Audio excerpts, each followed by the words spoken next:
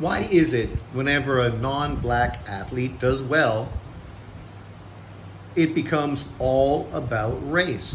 And this is not people highlighting this guy, using him to make white people look good and try to push white people above other people. It's the opposite of that. It's literally people trying to disrespect, downplay, and talk about this person getting attention only because they're white. Basically trying to discredit them.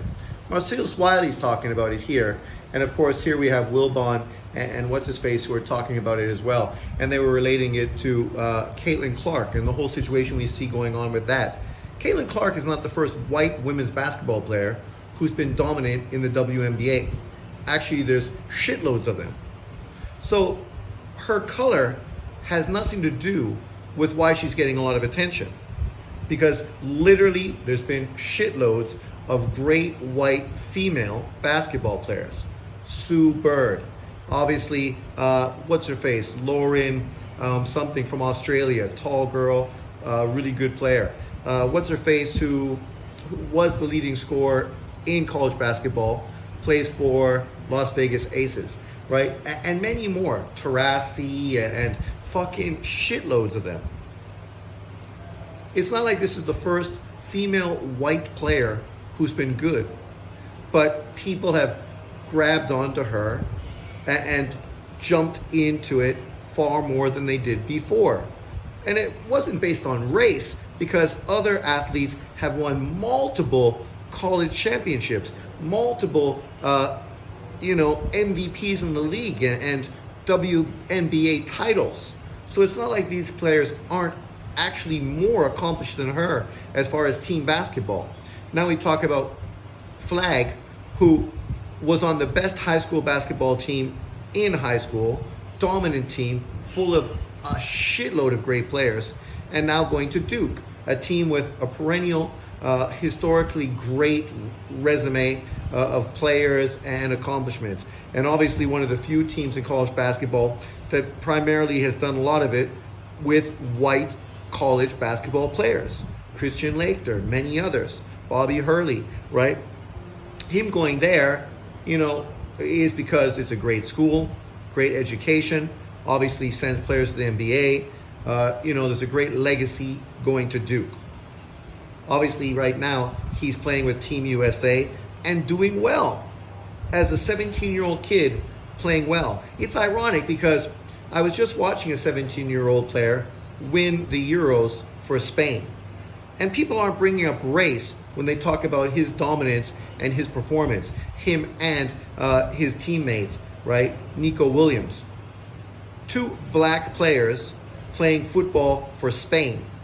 But yet race isn't the topic of conversation that comes up when talking about those two kids, especially this 17-year-old kid who's one of the best, brightest, up-and-coming young players in football. Even though he's Spanish, race could actually be a topic of discussion. But Cooper Flagg now getting attention, potentially going to be NBA number 1 draft pick next year, potentially. There's a few other players to keep an eye on. So we have to see how the season unfolds. But right now, as far as where we are in Summer League and him playing with the US team, and there's being thoughts, right here you can see thoughts of Flagg and Team USA. People are literally talking about him potentially replacing Kevin Durant. I think it's disrespectful. Obviously, Brown, who was the NBA playoff MVP for Boston, definitely deserves to be that replacement opponent for Durant. But Flagg would be similar to when Christian Laettner played on Team USA as a high school player going into the NBA. This is a little different. This is literally a high school player going into college, right? He's a little bit behind where Christian Laettner was, a guy who'd won literally 2 NCAA championships. At this point, I feel it would be premature, but you can understand why they're doing it. They figure it's great promo for the young player, for the league. But of course, other people are going to chalk this up all about race.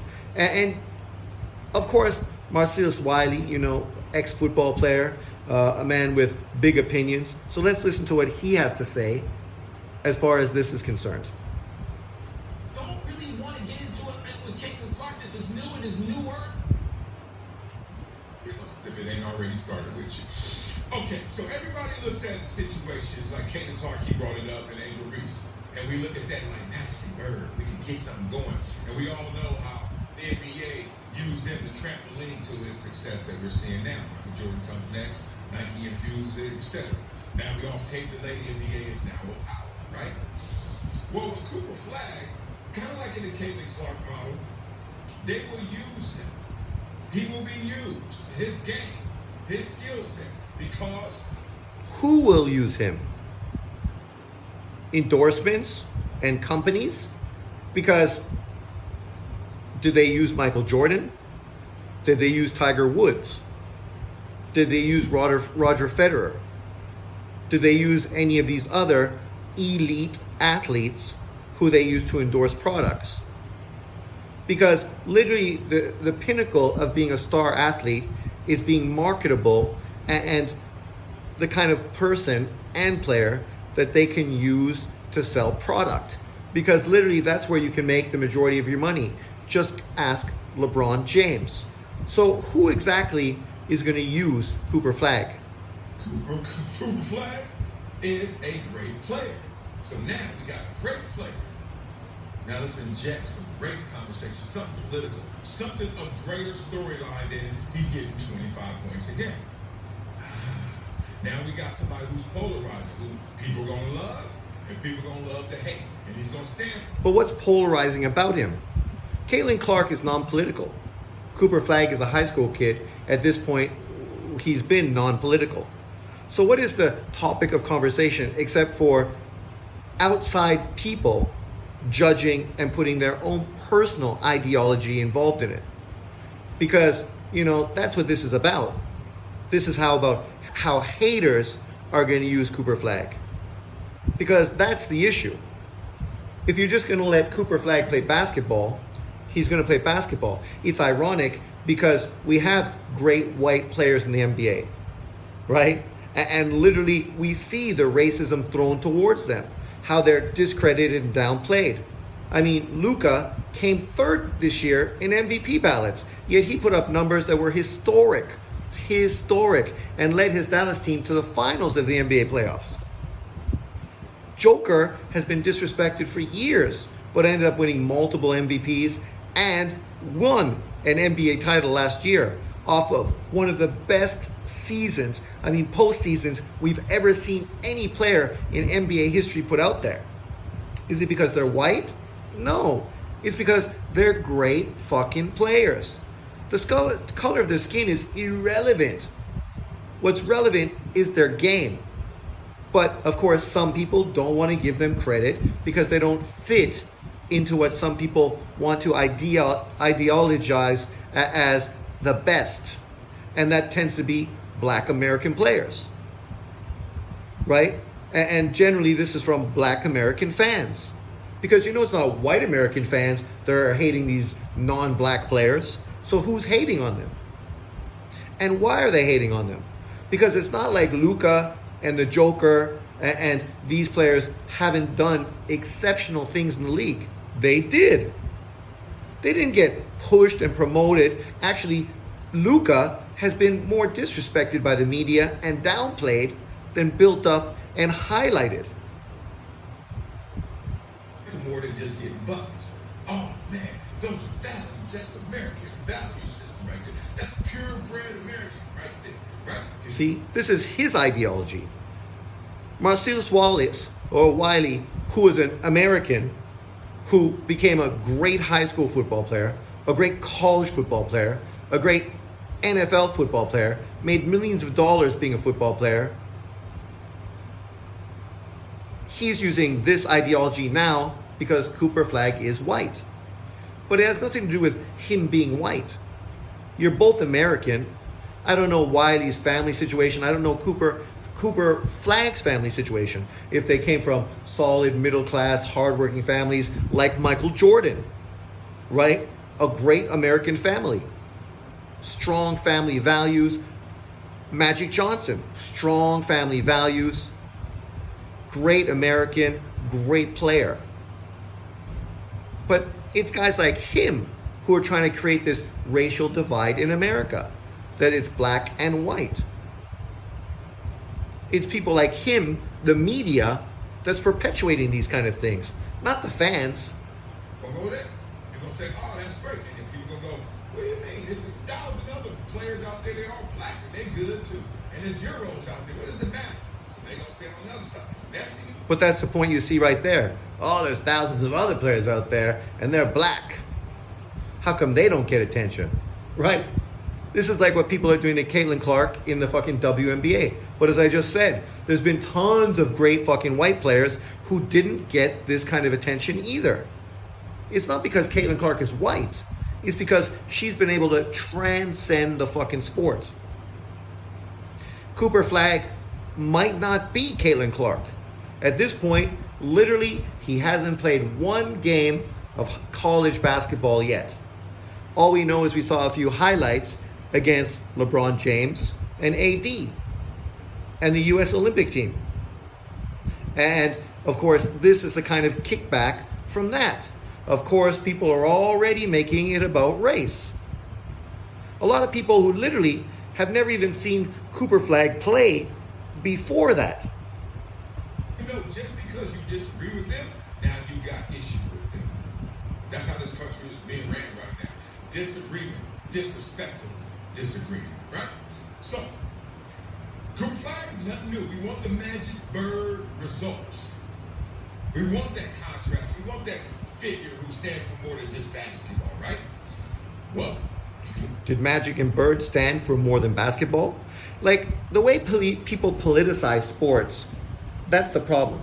Because the majority of sports people don't do that. Because if you want to be marketable, you're not going to politicize your sports career. Because you're going to alienate half of the country and potentially a huge group of people from around the world. That's why Michael Jordan was never political. That's why Tiger Woods was never political. That's why guys like Ronaldo and Messi, never political. LeBron's been political, and he's got love and hate as a result of it. When you're like literally kissing China's fucking ass, but then shitting all over your own country, you show a fucking big hypocrisy, right? As a sports person trying to be political. Because China pays you money, you're willing to fucking bend over and take it in the ass for them.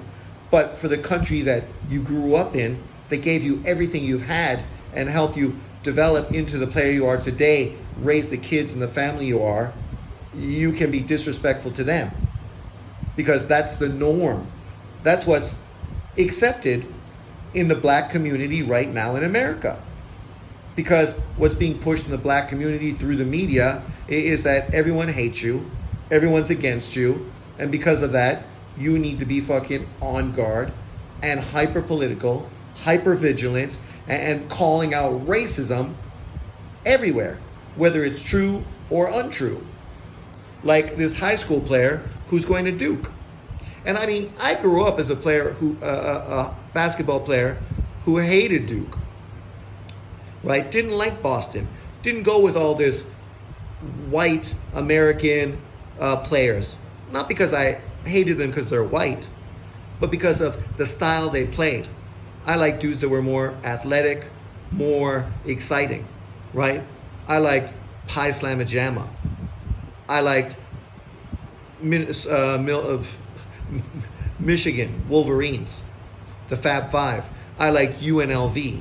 I like teams that were exciting, right? Dynamic. And on a personal level, I don't know anything about any of these players. I didn't care.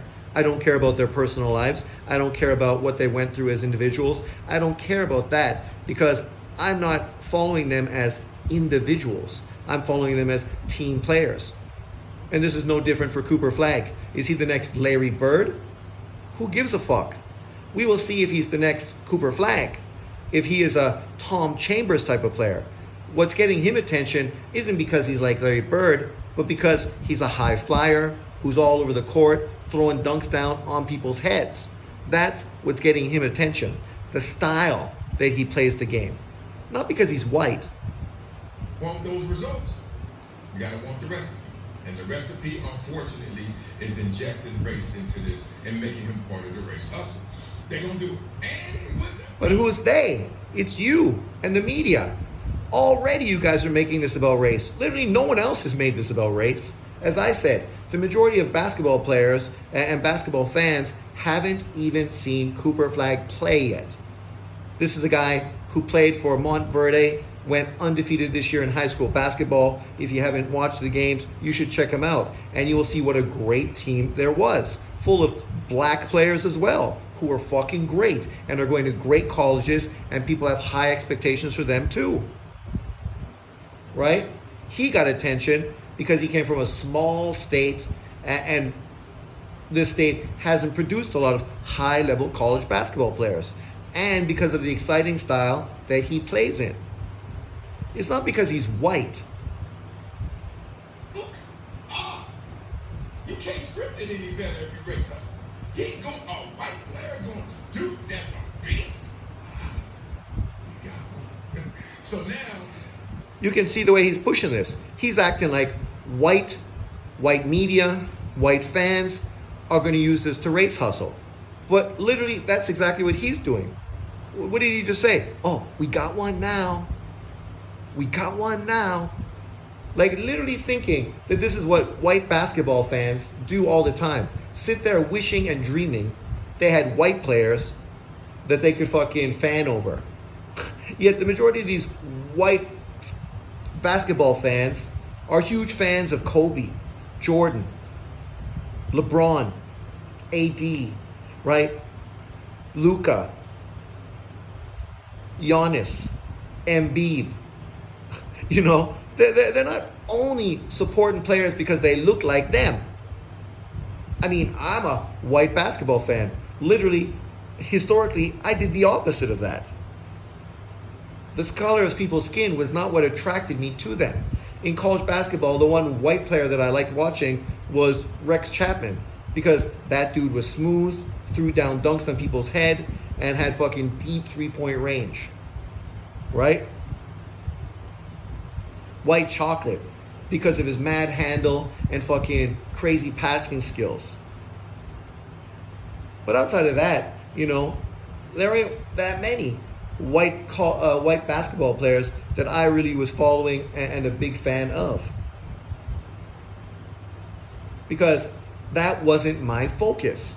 I wasn't looking at a way how I could, you know, make my people proud by having someone represent us. It's literally the opposite. I make boxing videos, and literally, it's the same fucking situation there.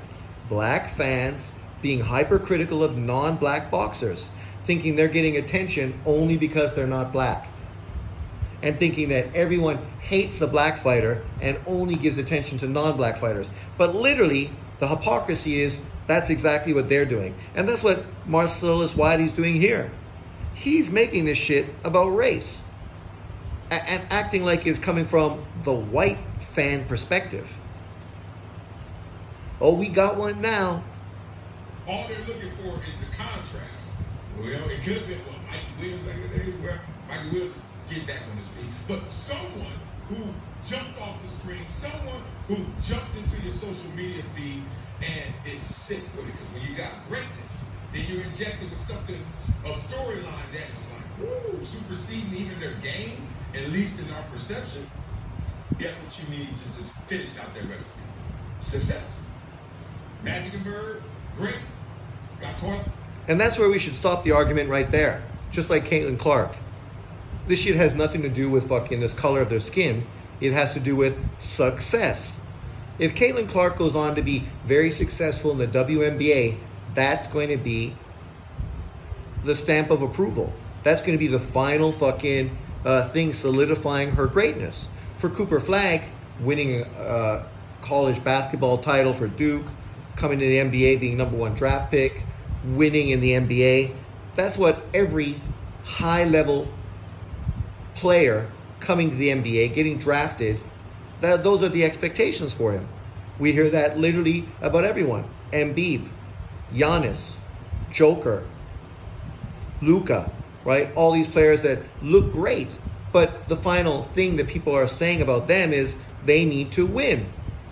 Their numbers are great, they look like they're great, but if you really want to be recognized as great and a legacy player, you need to win.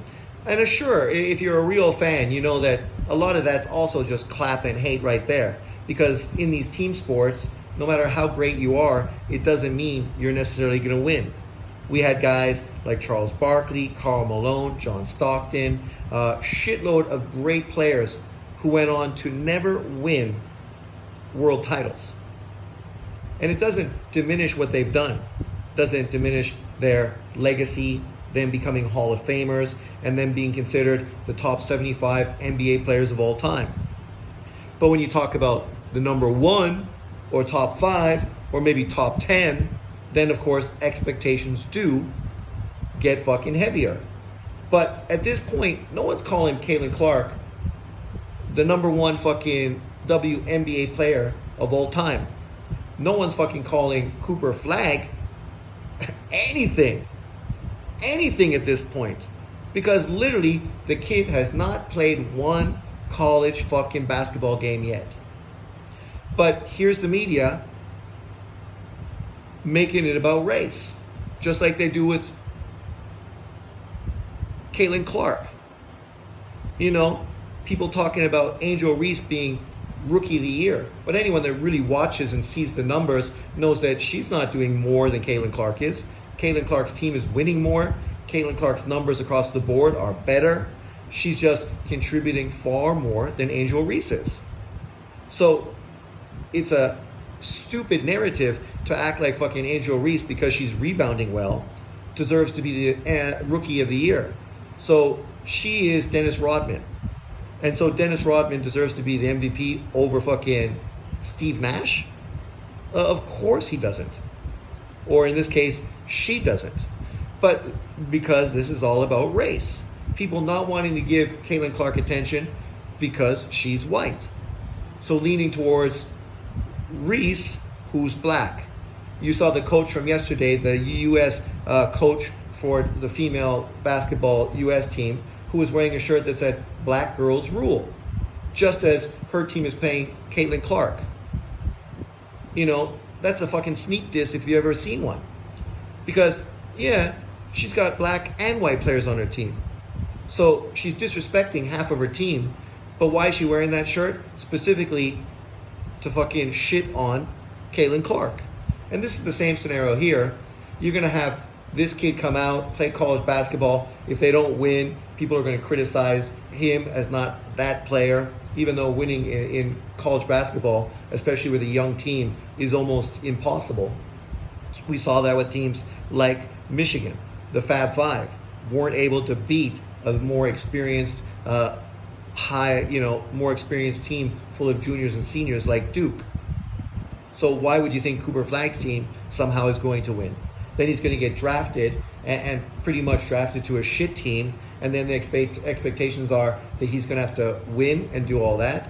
Yet I watched Wemby this year, and no one is talking crazy shit like that about Wemby.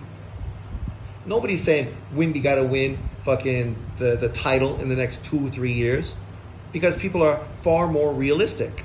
They realize that San Antonio is shit and developing, and they need to build a team around him, and that could literally take fucking years. Let's see if they keep that same energy with Cooper Flagg moving forward. And just wait if he does make the U.S. team. Because then this whole race hustle that Marcellus Wiley's pushing is just going to get amped up like crazy. And it's not going to be from white basketball fans trying to justify fucking Cooper Flagg as one of the top 12 best basketball players in America, because literally there's nobody that fucking thinks that. But let me know what you think in the comment section below. Thanks for watching. Peace out, and see you next time.